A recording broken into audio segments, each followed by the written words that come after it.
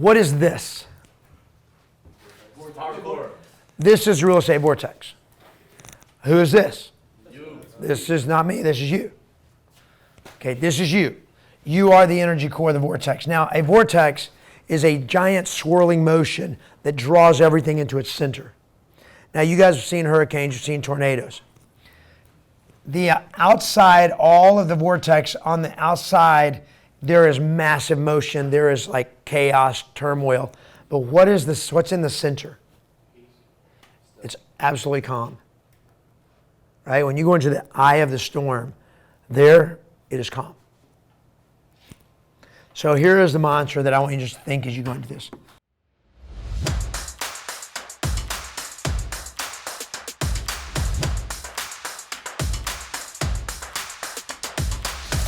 In fact, write this down in your journal. I think it's brilliant. I am the I.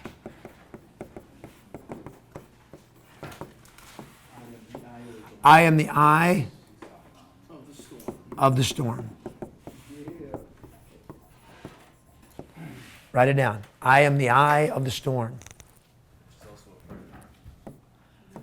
I remain calm and centered.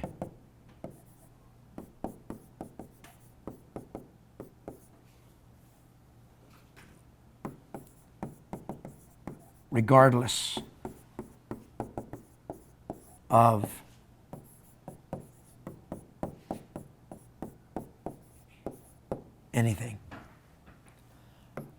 am the eye of the storm.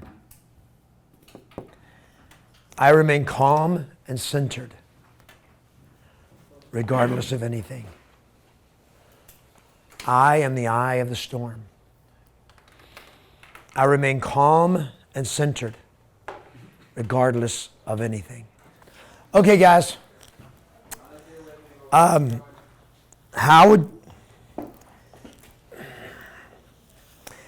do you achieve big dreams? How many of you feel like you need to learn how to dream bigger?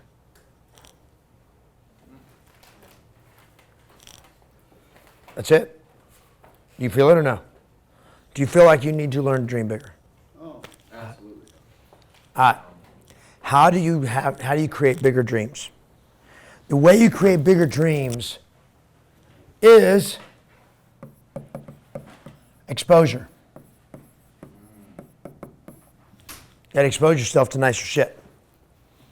You gotta expose yourself to bigger shit, to bigger achievers, to what's possible, to higher accomplishments.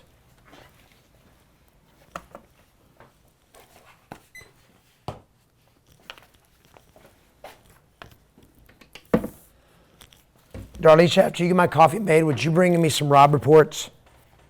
Yes, I'll bring them right now. Thank you. So one is exposure. Over and over and over again. What's that? Rich People Magazine, Rob Report. Yeah. And that interesting, you call it the Rich People Magazine. I said you call it the Rich People Magazine. Just showing you like. What's that? Isn't it just showing expensive stuff and lots of listings and houses and stuff like that? The Rob Report. The Rob Report, it is, I call it the toy store. It's a toy catalog for people that have enough money that they don't ask how much is it. That's what I call it. I have a question. So I'm kind of like, does it ever get to a point to where you feel the things that you desire are necessary? Because I have to, in a sense, have an attachment to the item in order to feel the need to keep it. Of course. So like your table, like if it were some, material in it that reminded me of something. You know what I'm saying? Like I like to feel tied to the things that I have. Okay. So like me just having a whole bunch of stuff, that doesn't really excite me. Okay. So like experiences, yes, and then things that have like sentimental value. Okay. Other than that, so I don't know, like exposure to, I guess, more experiences will work for me. I don't know. But here's what I also know. It's your dream. That a lot of our stories, because that's your story. I said, I didn't mean it's a good story or bad story, that's just my story. Your story is, I don't really want a lot of stuff except unless it has some meaning to me. Okay? How much money is too much money to spend on a bed? Well, there's never enough. There's no such a thing. What's that? You can never spend too much money on a bed. Yeah. Well, it's And subjective. it is subjective. I value my sleep. There's some I can people never spend too much. who spend, like, are you talking about a mattress, or are you talking about, Well, as part of a bed. people spend like $100,000 on that? Yep. My boyfriend's an interior designer for celebrities, and they spend $30,000 to $50,000 on mattresses all the time And why do they do that? because they want to be. Well, some want to have the best of the best, or two, they actually feel that the higher quality gives them better sleep, and sleep's important to them, and that's also a bunch of different stuff that could go into it. You're going to spend a third of your life That's exactly what it's. in a bed. Make that shit comfortable. And the way you spend that time matters to your recovery. Good sleep, good recovery, and we're learning this more and more all the time. Usain Bolt. Who is Usain Bolt? The He used to be sprinter. the fastest. Yeah, he was. Is he still the world record holder of the 100 meter dash? It got closed, or does he still hold it? He still holds it. Or you still hold it. So we'll just say he's the fastest man ever recorded to put on shoes. How's that? So here's what he says about recovery. He says 80% of my training is recovery. So what they're discovering about high performers, high achievers, not just in performing athletics, but in anything, is their ability to recover. Their ability to recover. And a good bed helps that process. They also talk about the quality of your sheets, the weight of your comforter, or whatever. And not everybody's exactly the same. It's preference for some. And there's just some things like optimal temperatures for sleeping. For getting good, deep, the right kind of sleep is the cooler it is, your body recovers better. My wife likes to sleep in a hot room. I hate it. And like she's in Korea right now, I'm like in heaven, man, because I make it so cold. I turn on the fan, and she doesn't like the fan. And it's like, so she sleeps, obviously we sleep together, but like she sleeps with a comforter and I double it over her and I don't like it. But I also like the weight of a comforter. I love the weight of a comforter, but to do that, I got to have air movement and it needs to be cool. So that's called a relationship, right? Is you're making adjustments and adapting and compromising on stuff like that. So when we bought the mattress we have right now, I don't know how much we spent for it. It was over $10,000, but it was like the best of the best bed. I don't like memory foam. I think memory foam is I'm not comfortable with it. I don't like the way I feel when I sleep on it. And anyway, but we bought it because it was the best of the best. We're like, okay, I like it.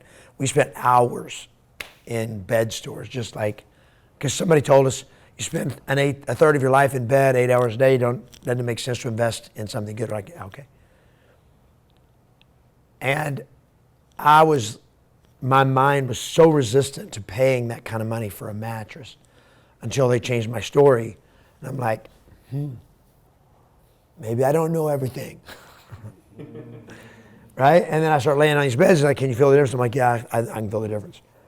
Now, how much of that is marketing and gimmicks and how much is real? I think pretty much of that, like there's some legit to it. Is all of it legit? I don't know, I don't care. But I'm like, I'm gonna get the best. I want the best of the best. Now, I did not get the best of the best that you could buy anywhere in the world, but I got the best of the best of whatever Serta makes or whatever it is.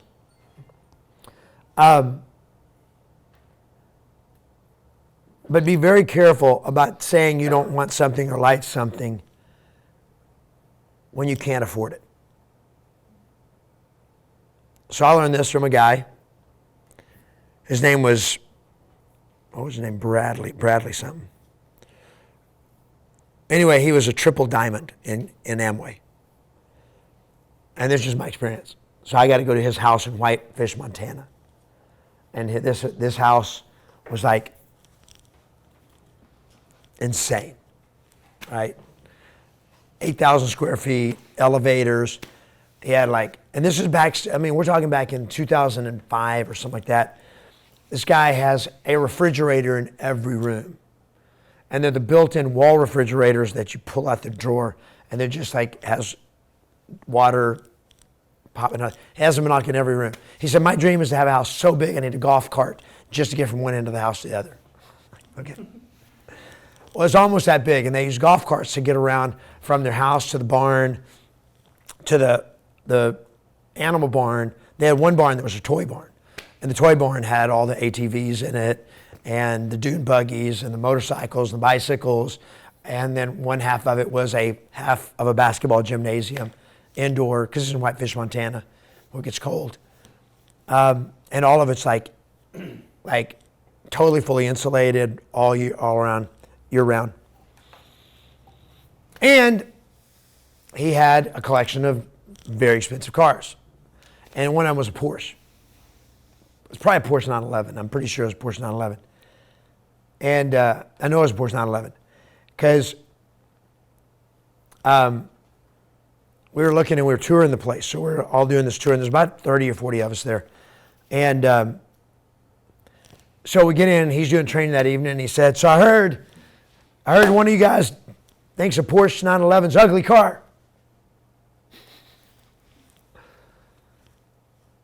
And he's like, who said that? Who said it? So finally one of the guys goes like, so why do you think Porsche 911's ugly? I just think they're ugly. I think it looks like a bullfrog.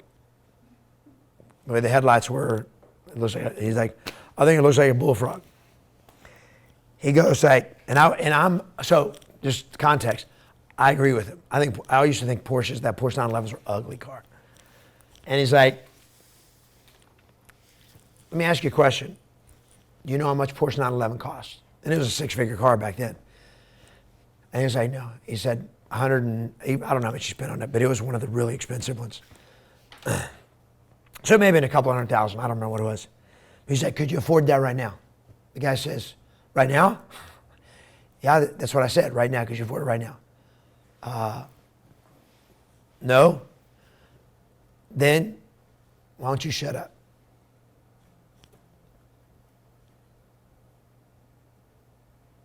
Now he was doing it kind of funny, because he's funny, I'm not funny, I'm just intense. It was kind of funny when he did it, and he said, I used to think a Porsche 911 was the ugliest car on the planet. He said, but here's the difference. It's amazing how pretty something becomes when you can actually afford to buy it. He said, now once you can afford to buy a Porsche 911, if you want to look at a Porsche 911 and go like, nah, it's an ugly piece of shit, that's all right. But he said what happens is subconsciously we try to justify not having something nice because we can't afford it, so we create a story to justify why we don't have it. Is that we don't want it. The reason I don't have a Porsche 911 is I think it's here too. I would never want to buy a Porsche.